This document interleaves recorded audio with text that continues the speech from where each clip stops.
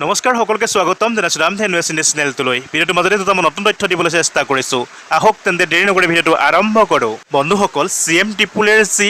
state level selection process আজি 30 July আজি প্ৰথম লিষ্টখন প্ৰকাশ পাব প্ৰথম লিষ্টখনত 30,000 জন যুৱক যুৱতী চিলেকশ্যন কৰা হ'ব আৰু এই তথ্যসমূহ আপোনালোকে কেনেকৈ গম পাব আপোনালোকৰ হয়তো মেছেজ আহিব পাৰে নহয় আপোনালোকৰ নিজৰ আইডিত আপোনালোকে চেক কৰি নিজৰ ষ্টেটাছটো চাব পাৰিব তাতে আপোনালোকক দেখাব আপুনি সিলেকশ্যন হোৱাটো বন্ধুসকল নিজৰ ষ্টেটাছটো আপোনাৰ নিজৰ ৰেজিষ্টাৰ মোবাইল নাম্বাৰটো দি কেনেকৈ চেক কৰিব এই ক্ষেত্ৰত মই আগতেই ভিডিঅ' প্ৰস্তুত কৰি আপলোড কৰা আছিলে কিন্তু এই ক্ষেত্ৰত বহুতৰে হয়তো অসুবিধা হয় কিছুমানৰ পাছপোৰ্ট পাহৰিলে আৰু কিছুমানৰ OTP নাহে কেনেকৈ ষ্টেটাছটো চেক কৰিব পাৰিব পুনৰ মই ভিডিঅ'টোৰ মাজতে আপোনালোকক দেখাই দিম কিন্তু তাৰ আগতে মই আপোনালোকক এটা বেলেগ খবৰ দিব বিচাৰিছোঁ যিসকল বন্ধু বান্ধৱীয়ে এমপ্লয়মেণ্ট এক্সচেঞ্জ ৰেজিষ্টাৰ যিখন চাৰ্টিফিকেট হয় সেইখন যদি আপোনালোকে 2024 বৰ্ষৰ জানুৱাৰী মাহৰ আগত আপোনালোকে ৰেজিষ্টাৰ কৰা আছিলে সেইখন কিন্তু আপোনালোকে পুনৰ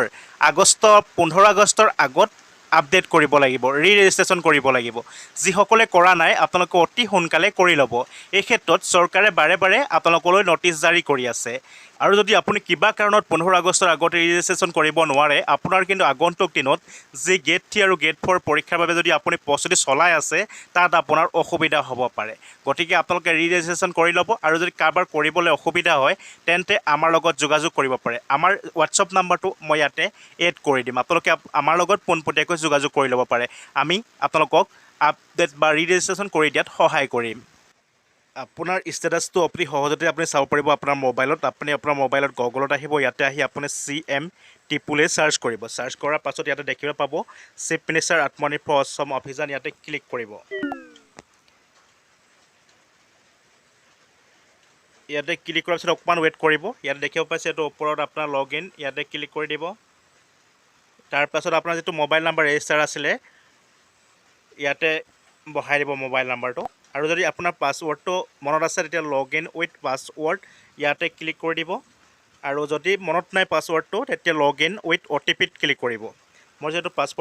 পাছৱৰ্ডটো মনত আছে এইকাৰণে পাছৱৰ্ডত ক্লিক কৰিলোঁ ইয়াতে আপুনি কেপচা কোডটো বহাই দিব